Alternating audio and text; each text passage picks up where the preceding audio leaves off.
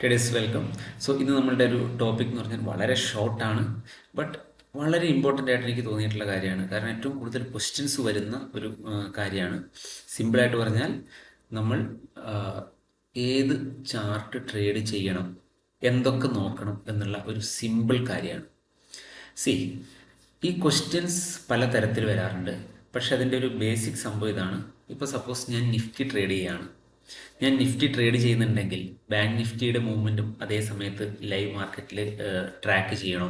അല്ലെങ്കിൽ bank Nifty ചെയ്യുന്നുണ്ടെങ്കിൽ bank നിഫ്റ്റിയിലെ components ആയ ICICI ബാങ്ക്, HDFC ഇതുപോലെയുള്ള ബാങ്ക്സിൻ്റെ ഒക്കെ മൂവ്മെൻറ്റ് ട്രാക്ക് ചെയ്തിട്ട് വേണം ഇവിടെ ട്രേഡ് എടുക്കാൻ, റൈറ്റ്? ഈ ഒരു ക്വസ്റ്റ്യൻസ് വരാനുള്ള മെയിൻ കാര്യമായിട്ട് എനിക്ക് തോന്നിയിട്ടുള്ളത്, മോസ്റ്റ്ലി പല ആൾക്കാരും ഇതിനെ ഓവർ കോംപ്ലിക്കേറ്റഡ് ആക്കിയിട്ട്, അതായത് ഇത് ഞാൻ ഇന്ന് ഈ ട്രേഡ് എടുത്തു അല്ലെങ്കിൽ ഞാൻ ഈ ട്രേഡ് എടുത്തില്ല, അതിൻ്റെ കാരണം എന്താ, അവിടെ വേറൊരു പ്രശ്നം ഉണ്ടായിരുന്നു വേറൊരു ചാർട്ടിൽ എന്നുള്ള രീതിയിൽ ഇതിനെ ഡിസ്പ്ലേ ചെയ്യുന്ന ഒരുപാട് ആൾക്കാരുണ്ട്. അതുകൊണ്ട് പറ്റുന്ന എന്താണെന്ന് വെച്ചാൽ ബിഗിനർ ട്രേഡേഴ്സ് അൺനെസസറി ആയിട്ടുള്ള ഇതുപോലെയുള്ള കാര്യങ്ങളിൽ കംപ്ലീറ്റ്ലി എന്താ പറയണ്ടേ, അവരുടെ റിയൽ പർപ്പസ് അല്ലെങ്കിൽ റിയൽ എവിടെയാണോ കോൺസെൻട്രേറ്റ് ചെയ്യേണ്ടത് അവിടെ കോൺസെൻട്രേറ്റ് ചെയ്യാതെ ഇതുപോലെയുള്ള കാര്യങ്ങളിൽ കോൺസെൻട്രേറ്റ് ചെയ്യും. ദ സിമ്പിൾ ആൻസർ പറയാം, നമ്മൾ ഏത് ചാർട്ടാണോ യൂസ് ചെയ്യുന്നത് ആ ചാർട്ട് മാത്രം നോക്കി ട്രേഡ് ചെയ്യുക ഒരു ഡേ ട്രേഡർ. ഇനി അതെന്തുകൊണ്ടാണെന്ന് കൂടെ നിങ്ങൾ അറിഞ്ഞിരിക്കണം. ബിക്കോസ് ഇപ്പോൾ ആൻസർ ഞാൻ ഇപ്പോൾ ഒരു മിനിറ്റിനുള്ളിൽ നിങ്ങളോട് പറഞ്ഞു, നിങ്ങൾ ചാർട്ട് ഏതാണോ ട്രേഡ് ചെയ്യുന്നത് അത് മാത്രം നോക്കുക. പക്ഷെ എന്തുകൊണ്ടാണ്? കാരണം നമ്മൾ എന്ത് കാര്യം നമ്മളുടെ ലൈഫിൽ ചെയ്യുമ്പോഴും, ട്രേഡിങ് മാത്രമല്ല എന്ത് കാര്യം ചെയ്യുമ്പോഴും നമ്മൾ ആദ്യം ചിന്തിക്കുന്നുണ്ടത് അവിടെ എന്താണ് ലോജിക് ഉള്ളതെന്നാണ്. നമ്മളൊരു കാര്യം ചെയ്യണമെങ്കിൽ നമുക്ക് പേഴ്സണലി നമ്മളതിൽ ഒരു ആൻസർ കിട്ടിയാൽ പോരാ, നിങ്ങൾ അത് ചെയ്യണം എന്നൊരാൾ പറയുമ്പോൾ അത് എന്തുകൊണ്ട് ചെയ്യണം, അത് ചെയ്യുന്നതുകൊണ്ടുള്ള ബെനിഫിറ്റ് എന്താണ്, അത് ചെയ്യാതെ വേറൊരു കാര്യം ചെയ്യുന്നതുകൊണ്ട് കൂടുതൽ ബെനിഫിറ്റ് ഇല്ല എന്ന് പറയുന്നത് എന്തുകൊണ്ടാണെന്നുള്ള കാര്യം നമ്മൾ അറിഞ്ഞിരിക്കണം.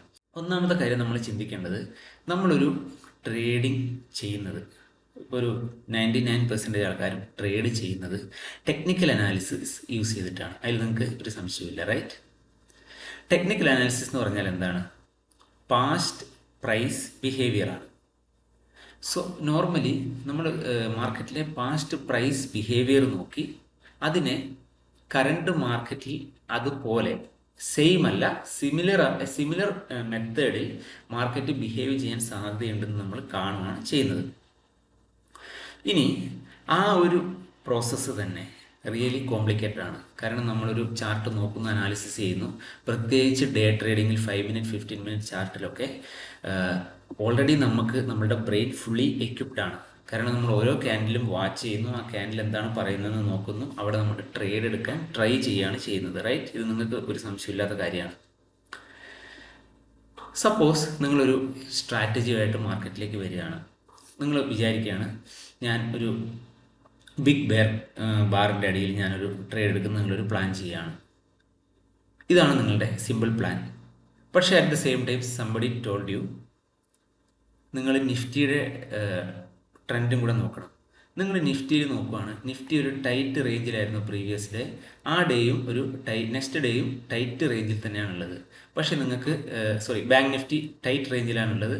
അപ്പം നിങ്ങൾക്ക് നിഫ്റ്റി ഒരു ബ്രേക്ക് ഔട്ടിൽ അല്ലെങ്കിൽ നല്ലൊരു ട്രേഡ് തരികയാണ്.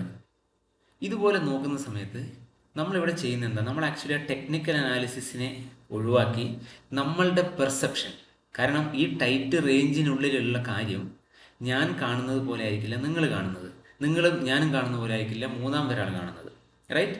സോ നമ്മൾ നമ്മളുടെ പെർസെപ്ഷനെ മാർക്കറ്റിലേക്ക് ഫോഴ്സ് ചെയ്യുകയാണ്. ഞാൻ എപ്പോഴും പറയാറുണ്ട്, നമ്മൾ മാക്സിമം ട്രൈ ചെയ്യുന്നതും മെൻറ്റർഷിപ്പിൽ കൂടി ഞാൻ എല്ലാ സമയത്തും ട്രൈ ചെയ്യുന്നത് നമ്മളുടെ ബിലീഫ് സിസ്റ്റം ചേഞ്ച് ചെയ്യാനാണ്. കാരണം ടെക്നിക്കൽ അനാലിസിസ് പഠിച്ചുകൊണ്ട് ട്രേഡർ ആവാൻ പറ്റും എന്നുണ്ടായിരുന്നെങ്കിൽ ഇപ്പോൾ ഏകദേശം എല്ലാവരും സക്സസ്ഫുൾ ട്രേഡർ ആകുമായിരുന്നു, റൈറ്റ്? സോ നമ്മുടെ ബിലീഫ് സിസ്റ്റം ചേഞ്ച് ചെയ്യാണ്. സോ നമ്മുടെ മാർക്കറ്റിനെ നമ്മൾ നോക്കുന്ന ഒരു പെർസെപ്ഷൻ ഉണ്ട്, എന്താണ് മാർക്കറ്റ് ചെയ്യാൻ പോകുന്നത്. അത് നമ്മൾ പലരും ചിന്തിക്കുന്ന പലതരത്തിലായിരിക്കും, ആൻഡ് അതിനൊരു വാലിഡിറ്റി ഇല്ല. വാലിഡിറ്റി ഉള്ള എന്തിനാണ്? നമ്മളുടെ മുമ്പിലുള്ള പ്രൈസ് പാറ്റേൺസിന് മാത്രമാണ്.